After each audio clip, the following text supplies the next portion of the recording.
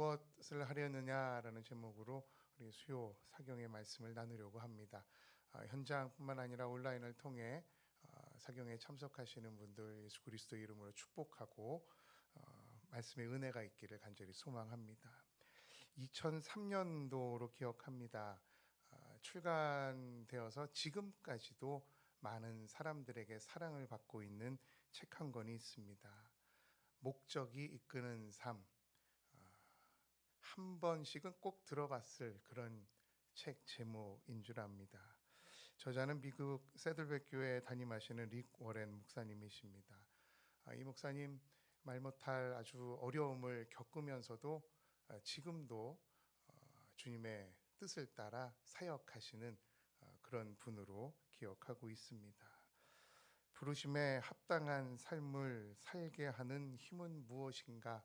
많은 사람들이 그것을 찾아 이 릭 워렌 목사님을 연구하곤 했었습니다. 이 책의 가장 유명한 문장은 바로 이것입니다.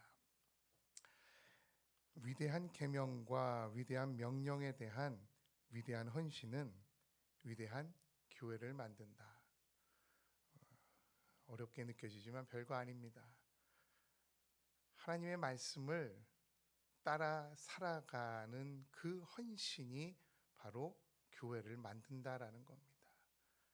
하나님께서 명령하신 위대한 계명, 위대한 율법, 위대한 명령, 이것을 위대하게끔 헌신하는 그 헌신이 바로 교회를 만든다라는 말.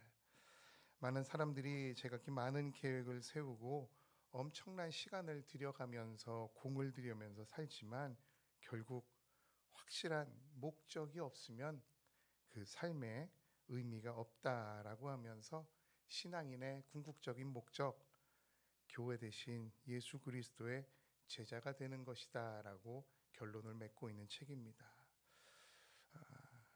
이 일 이후에 파생되기 시작한 대표적인 질문이 바로 이 질문입니다. 지금 여러분들은 그 일을 왜 하고 계십니까? 라는 질문입니다. 여러분 지금 그 일을 왜 하고 계십니까? 한 기독교 리서치 조사 기관에 의하면 이 질문에 대한 해답은 극단적으로 두 개로 나타난다고 그럽니다. 하나는 사명을 알고 그 일을 너무너무 사랑해서 하는 것과 또 다른 하나는 사리사욕을 채우기 위한 목적이라고 합니다. 남을 속여서라도 나만 잘 먹고 잘 살면 된다라는 이런 이기적인 욕심, 집착이 중심에 있다는 결론입니다.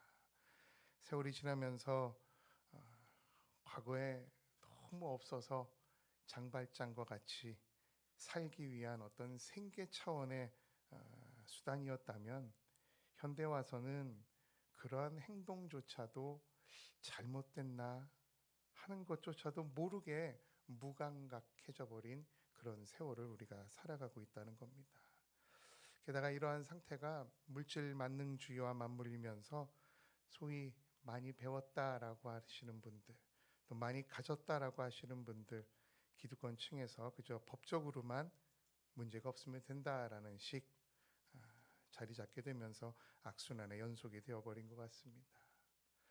아니 어쩜 저렇게 공부를 잘하고 똑똑한 머리를 가졌는데 그 머리를 저런 데 쓸까? 아니 그러면서도 어떻게 저렇게 뻔뻔하게 다닐 수 있을까? 의아해하는 사건, 사고들이 한두 가지가 아닙니다. 주변에 사업을 하시다가 좀 어려움을 당하신 분들을 만나보면 망했다, 사기 당했다, 또 부부 사이에 좀 불화가 있으신 분들도 마찬가지입니다. 문제가 생겼다. 이런 분들의 첫 마디는 모두가 다 동일합니다. 그 사람이 그럴 줄 몰랐다라는 겁니다. 아니 그렇게 천사의 얼굴을 하고 끝까지 같이 갈 동업자, 동반자라고 생각을 했었는데 정말 그럴 줄 몰랐다는 겁니다. 일련의 사건을 봐도 그럽니다. 국정농단이나 입시 비리를 저지른 사람들, 행간에 화제가 되었던 엠번방이나 가깝게는 정인이 사건까지 정말 경악을 금치 못할 아주 끔찍한 일들이지만 이들의 공통된 패턴이 바로 이것입니다. 어떤 목적에 의한 행동이었다라는 사실. 의사였다가 작가로 전향한 스코틀랜드의 작가 사무엘 스마일스가 아주 유명한 명언을 남겼습니다. 생각이 행동을 낳는답니다. 행동이 습관을 낳고 습관이 인격을 낳고 그 인격이 한 사람의 인생을 만든다라는 말입니다. 우리의 삶을 살펴봐도 마찬가지입니다. 어떤 목적을 이루기 위해서 많은 계획을 세웁니다. 그 계획을 세우기 위해서 사람들이 모여서 계획을 세우고 회의를 합니다. 그리고는 마지막에 첫 번째, 두 번째, 세 번째 해야 할 일, 행동이나 어떤 방역 수칙과 같이 어떤 법칙을 만들면서 계획을 세웁니다. 마치 우리가 방학식 전날 동그라미를 그려놓고 일과표를 만들듯이 말입니다. 그런데 그 계획들, 그것도 어떤 분들은 또 돈 주고 컨설팅 받아가면서 이 수업 계획이나 공부하는 계획을 받는다는 그런 분도 제가 봤습니다. 그 계획을 실행하다가 조금이라도 차질이 생기거나 뒤틀어지면 바로 포기하는 것이 인간의 모습입니다. 교회 생활은 어떻습니까? 교회 생활도 1년을 시작하는 새해나 어떤 계기를 두고 예수님의 제자가 되기 위해서 각자마다 신앙생활의 계획을 세웁니다. 새벽 기도를 빠지지 말아야지. 하루에 5장씩 성경 통독을 해야지. 내가 한 달에 헌금을 액수를 정해놓고 얼마를 해야지. 그런데 그게 잘 되더냐 말입니다. 너무 타이트하게 짜여진 좀 그럴싸하게 세워놓은 그 계획들, 며칠은 나름 만족하면서 살지 몰라도 하루 이틀 지나면 성경을 한 장도 못 읽는 날이 옵니다. 기도하고 싶은데 너무 피곤해서 잠들어 버리는 그런 날도 옵니다. 교회 오려고 했는데 코로나 같은 사건이 발생하면 또 교회 못 오게 됩니다. 그럴 때 많은 사람들은 이렇게 생각합니다. 내 인생 망했구나. 내 인생 끝났구나. 내가 세워놓은 계획을 못하다니. 생각해 봅시다. 실패한 인생입니까?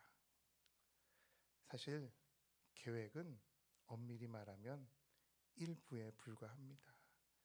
근데 작은 계획 하나에 목을 매다 보면 자칫 진짜 목적을 잃어버리게 되고 그 작은 계획 하나를 성취하는 것이 곧 인생의 목적이 되어버리는, 그렇게 둔갑해버려서 혼란스럽게 만들게 된다는 겁니다.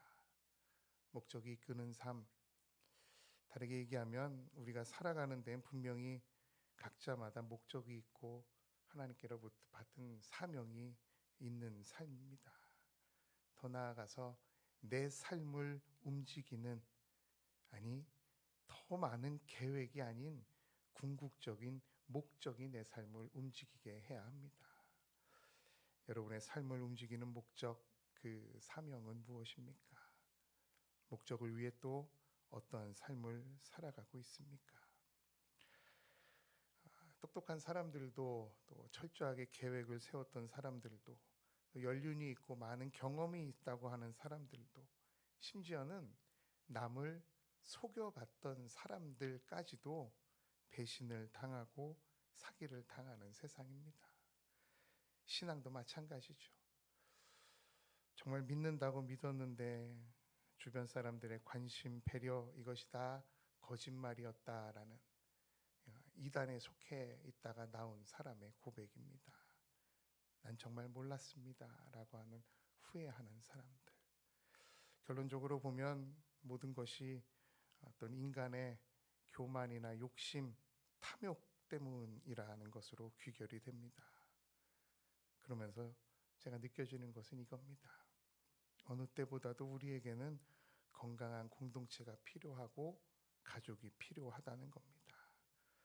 혼자서도 잘해요. 오래가지 못합니다. 아니, 더 나아가 잘못될 가능성이 다분하다는 겁니다. 서로 점검해주고 돌봐주어야 하고 체크해 주어야 하는 어떤 개인 트레이너처럼 옆에 동역자가 반드시 있어야 된다는 겁니다. 이 말을 두고 오늘 본문은 이렇게 시작합니다. 예루살렘으로 향하던 예수님께서 두 명의 제자에게 나귀를 끌고 오게 합니다. 그리고 그것을 타고 예루살렘으로 입성을 하시는데 주님의 모습, 호산나 호산나 다윗의 자손이여 하면서 환영하면서 사람들이 예수님을 맞이하는 그 장면, 사람들은 이렇게 생각합니다. 왕이 오시는구나. 이제 세상이 다 하나님의 나라가 되겠구나 라는 기대감, 그래서 아마 군중에 이끌려서 환호했던 그런 사람들도 있을 겁니다. 겉옷을 깔고 나뭇가지를 흔들면서 말입니다. 근데 이 장면을 사진으로 담는다면 한 4컷 정도를 담을 수 있을 것 같습니다. 예수님이 예루살렘 근처에 오신 것과 나귀 새끼 주인과 제자들이 대화하는 모습, 그리고 예수님이 나귀를 타고 입성하시는, 그리고 마지막 장면은 사람들이 환호하는 장면. 1절입니다. 그들이 예루살렘에 가까이 와서 감난산 벳바게와 베다니에 이르렀을 때에, 이 거리상 보면 벳바게와 베다니는 예루살렘과 불과 3-4km 정도 남겨둔 거리라고 합니다. 제가 지도를 한번 봤습니다. 우리 교회에서 3-4km면은 어느 정도인가? 정확하게 3km 도보로 고려대학교 안암병원 응급실까지가 3km입니다. 저도 걸어봤죠. 한 50분, 1시간이 채 되지 않습니다. 가까운 거리, 그냥 오시던 대로 쭉 가시면 될 텐데 여태까지 잘 오시다가 갑자기 나귀를 타시겠다고 그럽니다. 뭐지? 하는 이 제자들의 반응, 우리는 이게 다 짜여진 각본이고 주님의 계획하심 아래 움직인다라는 것을 우리는 알고 있습니다. 예수님께서 철저하게 구약의 말씀 하나를 성취하기 위한 행보라는 것입니다. 스가랴 9장 9절입니다. 시온에 따라 크게 기뻐할지어다. 예루살렘에 따라 즐거이 부를지어다. 보라, 내 왕이 내게 임하시나니 그는 공의로우시며 구원을 베푸시며 겸손하여서 나귀를 타시나니 나귀의 작은 것 곧 나귀 새끼니라.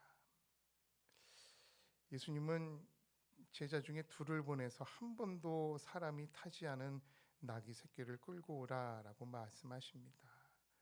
분명 나귀 새끼 주인이 있을 거다라는 것을 아심에도 불구하고 이렇게 말씀을 하십니다. 결과는 어떻습니까? 나중에 보면 예수님이 나귀를 타고 입성을 하십니다. 이를 두고 많은 의견이 있습니다. 제자들이 사전에 주인하고 약속을 해놨다, 포섭을 해놓은 거다, 아니다, 이것은 초자연적인 능력이다, 이렇게 분분한 의견들이 있지만 사실 그 지역을 보면 다시 살아난 나사로가 살았던 그 동네이기 때문에 암암리에 예수님의 측근들, 추종하는 사람들이 많았을 거다라는 것을 예상해 볼 수 있습니다. 그래서 제자들이 몰래 값을 치르고 가져왔다, 상상의 나래들 펴는 사람들도 많이 있지만 어느 때는 이러한 호기심이 말씀의 목적을 잃어버리게 하는, 본질을 흐트러뜨리는 작은 계획이 될 수도 있겠다라는 그런 생각을 해보게 됩니다. 사실 여기에는 한 가지 예수님의 숨겨진 의도가 있습니다. 당시 문화적인 특징 하나를 보면 전쟁이 빈번하던 때입니다. 근데 전쟁의 상대국에게 말을 갖다가 보내면 자 이제 전쟁 시작이다 라는 사인이라 그럽니다. 굉장히 신사적이죠. 이제부터 전쟁한다. 근데 어느 때는 나귀를 보낼 때가 있다 그럽니다. 이때는 우리 좀 잘 지내보자, 전쟁 그만하고 화해하면서 잘 지내보자라는 의미를 가지고 있다라고 합니다. 그런 의미에서 보면 3km 남겨놓고 말 타고 빨리 가실 수도 있었는데 말을 갖고 오라 그러시지 않고 나귀를 갖고 오라 그러십니다. 이 말은 뭐냐? 내가 예루살렘에 들어가서 왕 노릇하겠다, 이 말이 아닙니다. 내가 나귀를 타고 가는 거는 내가 이제 너희들하고 잘 지내보겠다, 화평을 이루겠다라는 뜻을 내포하고 있는 겁니다. 가시는 길에 사람들의 호산나 호산나 하는 소리를 들으십니다. 여러분, 호산나 무슨 뜻입니까? 이제 구하옵나니 이제 우리를 구원하여 주시옵소서라는 뜻입니다. 백성들, 그 옛날 이스라엘의 영광이 회복되겠다라는 그런 들뜬 분위기라는 것을 감지할 수 있습니다. 군중들은 그 분위기에 휩쓸려서 하나님 나라를 외쳤지만 나중에 보면 이게 무슨 말이었는지 어떤 의미였는지 전혀 모르고 그저 내 앞에 이익, 아니 내 자리 하나, 그것 때문에 이리저리 몰려다녔다라는 것을 우리가 알 수 있습니다. 집회한다고 쫓아다니고 데모한다고 쫓아다니고 경쟁률 따지고 수익률 따져가면서 말입니다. 저는 젊었을 때 시간이 그렇게 안 가더니 이제 시간이 좀 화살처럼 간다라는 말이 무슨 말인지 실감하게 됩니다. 건강도 마찬가지입니다. 건강할 땐 몰랐는데 눈이 좋았을 땐 몰랐는데 제가 이게 다초점 안경을 이렇게 쓰고 나온 걸 보면 시간이 참 씁쓸하게 느껴질 때가 있습니다. 건강과 젊음 계속되는 것이 아닙니다. 마찬가지로 물질과 소유하는 것도 마찬가지입니다. 시간도 마찬가지입니다. 그런 의미에서 보면 열매 맺는 거 싱싱하고 좀 건강할 때 맺어야 되겠다라는 그런 생각을 해보게 됩니다.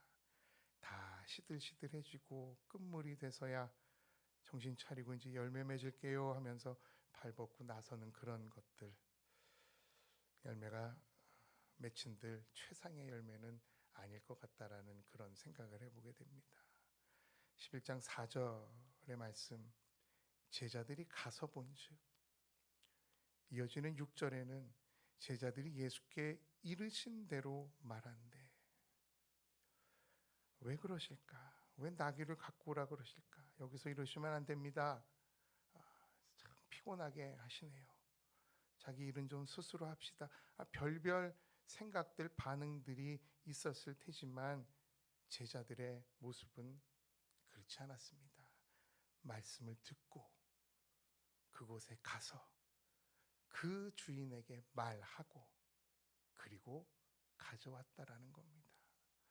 글로 보니까 굉장히 쉬운 것 같지만 저는 이 모습이 얼마나 어려운지 알고 있습니다. 그래서 제자들에게 점수를 좀 많이 주고 싶습니다. 저도 일을 하고 일을 시키다 보면 생각이 많은 사람들이 있습니다. 뭐 이것저것 걱정도 많고 일하는데 핑계도 많이 되는 사람들이 있습니다. 근데 이해가 되든 안 되든 자의반 타의반 그 말에 순종하면서 하게 되면 일이 됩니다. 어떻게든지 결론이 나게 된다는 말입니다. 나귀 새끼 주인 주변에 있는 사람들마저도 이렇게 질문을 합니다. 5절, 무엇 하려느냐? 무엇 하려느냐? 아니 이 나귀를 가져다가 무엇 하려느냐? 얼마입니다. 이거보다도 이걸 왜 달라고 하느냐? 어이없어 갖고 하는 이야기입니다. 저는 이 질문이 우리를 돌아보게 하는 인생 질문으로 삼아도 좋겠다라는 그런 생각을 해보게 됩니다. 목적이 분명한 삶, 근데 그것이 때로는 잘못된 목적일 때도 있습니다. 반대로 아예 목적이 무엇인지를 모를 때가 있습니다. 이렇든 저렇든 6절의 말씀은 제자들이 예수께서 이르신 대로 말한대 그냥 순종하는 겁니다. 더 깊이 있는 말씀을 드린다면 말씀에 순종하는 겁니다. 그리고 막히면 질문이 나오면 잘 모르겠습니다. 주님이 하라는 대로 했습니다. 라고 하면 된다는 겁니다.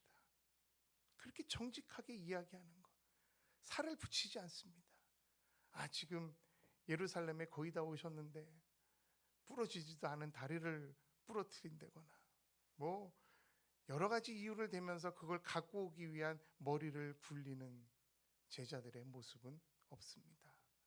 가서 전하고 질문이 있으면 주님이 그렇게 갖고 오라고 하셨습니다라고 들은 대로 정직하게 이야기하는 이 정직함과 순종하는 모습, 제자들은 설명하지 않았습니다.